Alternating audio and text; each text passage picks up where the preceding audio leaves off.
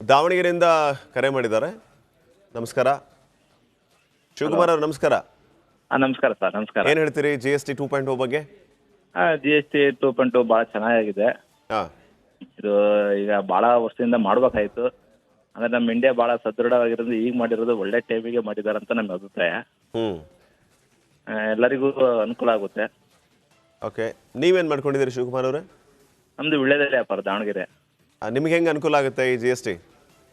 ಅನುಕೂಲ ಆಗುತ್ತೆ ನಮಗೆಲ್ಲ. ಈಗ ನಾವು ಮಧ್ಯಮದಾರರಲ್ಲ, ನಾವೆಲ್ಲ ಇದರಿಂದ ಐಟಮ್ಸ್ಗಳು ತಗೊಳೋದ್ರಿಂದ ನಮ್ಗೆ ಇದರಿಂದ ದುಡ್ಡುಗಳು ಉಳಿಯುತ್ತೆ. ದುಡ್ಡು ಉಳಿಯೋದ್ರಿಂದ ನಾವು ಬೇರೆ ಕಡೆ ಇನ್ವೆಸ್ಟ್ಮೆಂಟ್ ಮಾಡ್ಬೋದು.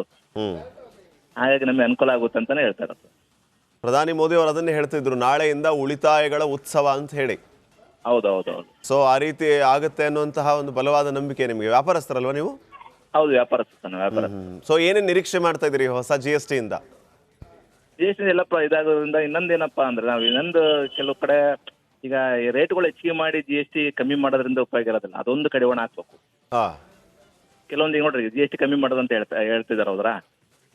ಕೆಲವೊಂದು ರೇಟ್ ಜಾಸ್ತಿ ಮಾಡಿ GST ಕಮ್ಮಿ ಮಾಡೋದ್ರಿಂದ ಅನುಕೂಲ ಆಗೋದಿಲ್ಲ. ಅದನ್ನ ಸ್ವಲ್ಪ ಕಡಿವಾಣ ಮಾಡ್ಬೇಕು. ಆಮೇಲೆ ಕೆಲವರು ಹಳೆ ರೇಟಿಗೆ GST ಹಾಕ್ತಾ ಇರ್ತಾರೆ, ಕೆಲವು ಜನಗಳಿಗೆ ಗೊತ್ತಿರೋದಿಲ್ಲ. ಅದನ್ನೆಲ್ಲ ಕಂಡಿಡಿದು ಅಂತವನ್ನೆಲ್ಲ ಹಿಡಿದ್ರೆ ಎಲ್ಲರಿಗೂ ಅನುಕೂಲ ಆಗುತ್ತೆ. ಕೆಲವರು ಈಗ ಕಳ್ಳ ಮಾರ್ಗದಾಗ ಭಾಳ ಜನ ಹೋಗ್ತಿದ್ದಾರೆ, ಅದನ್ನು ಸ್ವಲ್ಪ ತಡೆ ಹಿಡಿಬೇಕಂತ ನಾವು ಹೇಳ್ತಿರೋದು. ಹಾಗಾಗಿ ಅವಾಗ ಜನಗಳಿಗೆ ಎಲ್ಲರಿಗೂ ಅಂತ ಎಲ್ಲ ಒಂದೇ ರೀತಿ ಟ್ಯಾಕ್ಸ್ ಸಿಗುತ್ತೆ. ಆ ತರ ಇರೋದ್ರಿಂದ ಭಾರಿ ಬೆಟರ್ ಅಂತ ಹೇಳ್ತೀವಿ. ಮೋದಿ ಮಾಡ್ತಿದಾರೆ ಅಂದ್ರೆ ನಮಗೆ ಬಹಳ ಸ್ವಾಗತ. ಹಂಗಾಗಿ ಅದೊಂದು ಸ್ವಲ್ಪ ಕಳ್ಳದಾರಿ ಹೋಗೋದನ್ನ ಕಂಡಿಡಿದು ಅದೊಂದು ಮಾಡಿದ್ರೆ ಚೆನ್ನಾಗುತ್ತೆ ಅಂತ ಹೇಳ್ತಾರೆ. Fine sir. Okay, thank you Shivakumar ಅವರ ರಿಪಬ್ಲಿಕ್ ಕನ್ನಡ ಜೊತೆಗೆ ಮಾತಾಡಿದ್ದಕ್ಕೆ ಧನ್ಯವಾದ. ಸೊ ಈಗ ವೀಕ್ಷಕರೇ, ಸ್ಕ್ರೀನ್ ಮೇಲೆ ನಂಬರ್ ಹೋಗ್ತಾ ಇದೆ.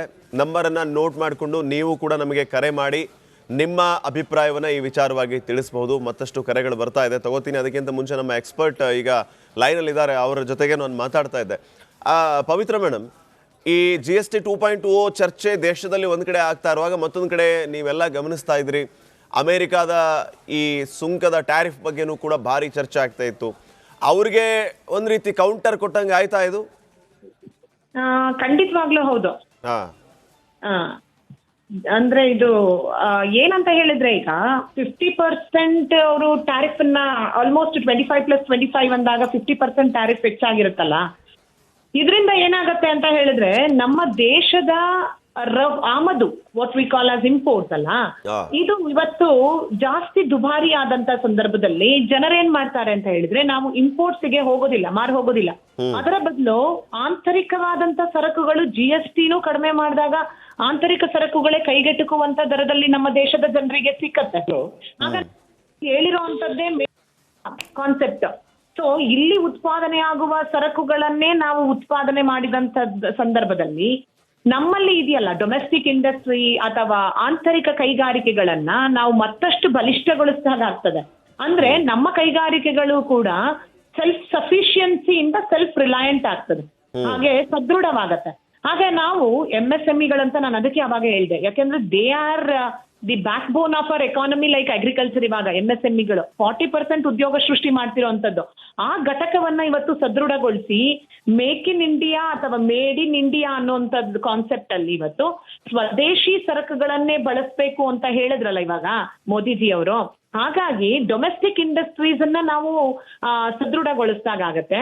ಮತ್ತೆ ಟ್ರಂಪ್ ಅವರ ದೇಶದಿಂದ ಅಥವಾ ಅಮೇರಿಕದಿಂದ ನಾವು ಏನು ಆಮದು ಮಾಡ್ಕೊಳ್ತಾ ಇದ್ವಿ ಅದನ್ನ ಕಡಿಮೆ ಮಾಡಿ ನಮ್ಮ ವಿದೇಶಿ ವ್ಯಾಪಾರ ಅಂತ ಇದೆಯಲ್ಲ ಅದರ ದಿಕ್ಕನ್ನ ಬೇರೆ ರಾಷ್ಟ್ರದ ಜೊತೆ ನಾವು ಮಾಡಿಕೊಂಡು USA ನ ಬಿಟ್ಟು ಬೇರೆ ರಾಷ್ಟ್ರದ ಜೊತೆ ಕೂಡ ಮಾಡ್ಲಿಕ್ಕೂ ಕೂಡ, ಮತ್ತು ನಮ್ಮ ದೇಶದ ಆಂತರಿಕ ಭಾಗದಲ್ಲಿ ಕೈಗಾರಿಕೆಗಳನ್ನ ಸದೃಢಗೊಳಿಸೋದ್ರ ಕಡೆ ಗಮನ ಹರಿಸೋದಕ್ಕೂ ಕೂಡ ಆಗತ್ತೆ. ಯಾಕೆ ಪ್ರಶ್ನೆನ ಕೇಳಿದೆ ಅಂದ್ರೆ ಪವಿತ್ರ ಅವರೇ, ಒಂದ್ ಕಡೆ 50% ಟ್ಯಾರಿಫ್ ಅಂತ ಘಂಟಾಘೋಷವಾಗಿ ಟ್ರಂಪ್ ಹೇಳ್ತಾ ಇರೋದು, 100ಕ್ಕೆ 100 ಮಾಡಿಬಿಡ್ತೀವಿ ಅಂತ ಎಚ್ಚರಿಸೋದು, ಅದ್ರ ಮಧ್ಯೆ ಇಲ್ಲಿ ನಮ್ಮ ಸರ್ಕಾರ GST ಫ್ರೀ ಮಾಡ್ತಾ ಇರೋದು, ಈ ರೀತಿಯ ಉಳಿತಾಯ ಉತ್ಸವಕ್ಕೆ ನಾಂದಿಯನ್ನ ಹಾಡ್ತಾ ಇರೋದು, ಇದು ಒಂದ್ ರೀತಿ ಚಾಲೆಂಜಿಂಗ್ ಅಲ್ವಾ ಅಂತ? ಇದನ್ನ ಹೇಗೆ ತಗೊಂಡು ಕೇಂದ್ರ ಸರ್ಕಾರ? Challenging sir. ಆ ಕಾರಣಕ್ಕಾಗಿಯೇ ಇವತ್ತು ಚೈನಾ ಮತ್ತು ರಷ್ಯಾ ಜೊತೆಗೂ ಕೂಡ ನಾವು ಅಂತಾರಾಷ್ಟ್ರೀಯ ಸಂಬಂಧವನ್ನ ಬೆಳೆಸ್ತಾ ಇದ್ದೀವಿ. ಅದನ್ನು ಕೂಡ ನೀವು ಗಮನಿಸಿರ್ತೀರಿ, ನಾವೆಲ್ಲ ಜನಸಾಮಾನ್ಯರೆಲ್ಲ ನೋಡ್ತಾ ಇದ್ದೀವಿ. ಹಾಗಾಗಿ ಈ ಮತ್ತೆ ಇವರು 50% ಮುಂದಿನ ದಿನಗಳಲ್ಲಿ 100% ಅಂತ ಹೇಳಿ ನಮ್ಗೆ ಹೆದರಿಸ್ತಿರೋದ್ರಿಂದ ನಾವು ಕೂಡ ಸದೃಢ ಸಮಾಜವನ್ನ ನಿರ್ಮಾಣ ಮಾಡೋದ್ರಲ್ಲಿ ಕಡಿಮೆ ಇಲ್ಲ.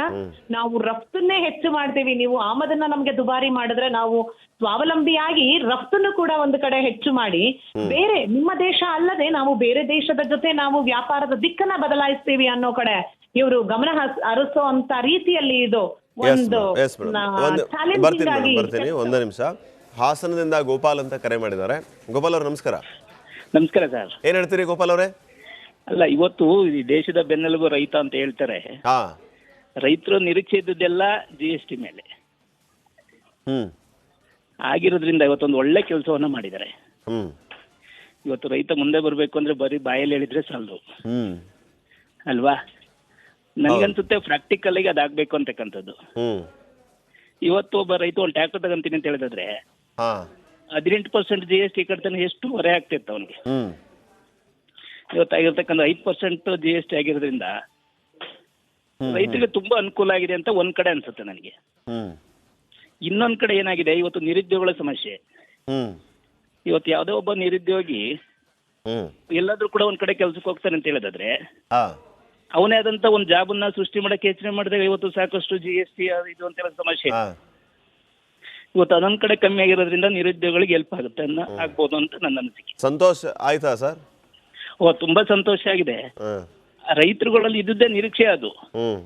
ಎಷ್ಟೋ ಜನ ರೈತರುಗಳಿಗೆ GST ಅಂದ್ರೆ ಏನಂತ ಗೊತ್ತಿತ್ತಿಲ್ಲ, ಅಲ್ಲ ಆಗ್ತಾಗ ಮಾತ್ರ ಗೊತ್ತಾಗಿದೆ ಅಂದ್ರೆ GST ಅಂದ್ರೆ ಏನು ಅಂತಕ್ಕಂಥದ್ದು. Okay okay okay okay okay ಸಂತೋಷ ಆಗಿದೆ ಅಂತ ಹೇಳ್ತಾ ಇದ್ದಾರೆ. ಧನ್ಯವಾದ ಕರೆ ಮಾಡಿದ್ದಕ್ಕೆ ಗೋಪಾಲ್ ಅವರೇ. ಹಾಗೇನೆ ಪವಿತ್ರ ಮೇಡಮ್ ಆರ್ಥಿಕ ತಜ್ಞರು ನಮ್ಮ ಜೊತೆಗೆ ಲೈನಲ್ಲಿ ಇದ್ರು, ಅವ್ರಿಗೂ ಕೂಡ ಧನ್ಯವಾದಗಳು. ಇಷ್ಟೊತ್ತಿನವರೆಗೂ ನಮ್ಮ ಜೊತೆಗೆ ಇದ್ದು ಸಾಕಷ್ಟು ವಿಚಾರಗಳನ್ನು ತಿಳಿಸ್ಕೊಟ್ಟಿದ್ದಕ್ಕೆ.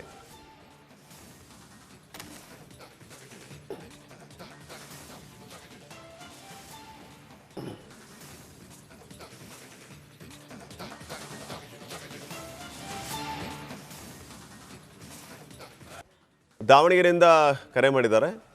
ನಮಸ್ಕಾರ ಶಿವಕುಮಾರ್ ಅವರು. ನಮಸ್ಕಾರ. ನಮಸ್ಕಾರ ಸರ್. ನಮಸ್ಕಾರ. ಏನ್ ಹೇಳ್ತೀರಿ GST 2.0 ಬಗ್ಗೆ? GST 2.0 ಬಹಳ ಚೆನ್ನಾಗಿದೆ. ಇದು ಈಗ ಬಹಳ ವರ್ಷದಿಂದ ಮಾಡ್ಬೇಕಾಯ್ತು. ಅಂದ್ರೆ ನಮ್ಮ ಇಂಡಿಯಾ ಬಹಳ ಸದೃಢವಾಗಿರೋದು ಈಗ ಮಾಡಿರೋದು ಒಳ್ಳೆ ಟೈಮಿಗೆ ಮಾಡಿದಾರೆ ಅಂತ ನಮ್ಮ ಅಭಿಪ್ರಾಯ. ಎಲ್ಲರಿಗೂ ಅನುಕೂಲ ಆಗುತ್ತೆ. ಓಕೆ, ನೀವೇನ್ ಮಾಡ್ಕೊಂಡಿದ್ದೀರಿ ಶಿವಕುಮಾರ್ ಅವರೇ? ನಮ್ದು ವಿಳ್ಯದೆಲೆ ವ್ಯಾಪಾರ, ದಾವಣಗೆರೆ. ನಿಮ್ಗೆ ಹೆಂಗೆ ಅನುಕೂಲ ಆಗುತ್ತೆ ಈ GST?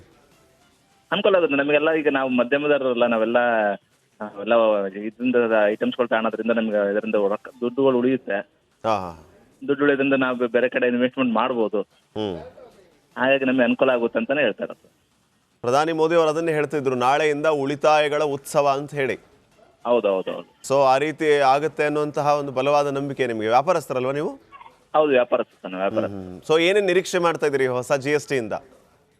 GST ಎಲ್ಲಪ್ಪ ಇದಾಗೋದ್ರಿಂದ ಇನ್ನೊಂದೇನಪ್ಪಾ ಅಂದ್ರೆ ನಾವು ಇನ್ನೊಂದು ಕೆಲವು ಕಡೆ ಈಗ ರೇಟ್ಗಳು ಹೆಚ್ಚಿಗೆ ಮಾಡಿ GST ಕಮ್ಮಿ ಮಾಡೋದ್ರಿಂದ ಉಪಯೋಗ ಇರೋದಿಲ್ಲ. ಅದೊಂದು ಕಡಿವಾಣ ಹಾಕ್ಬೇಕು. ಕೆಲವೊಂದು ಈಗ ನೋಡ್ರಿ GST ಕಮ್ಮಿ ಮಾಡೋದಂತ ಹೇಳ್ತಿದಾರೆ. ಹೌದ್ರಾ? ಕೆಲವೊಂದು ರೇಟ್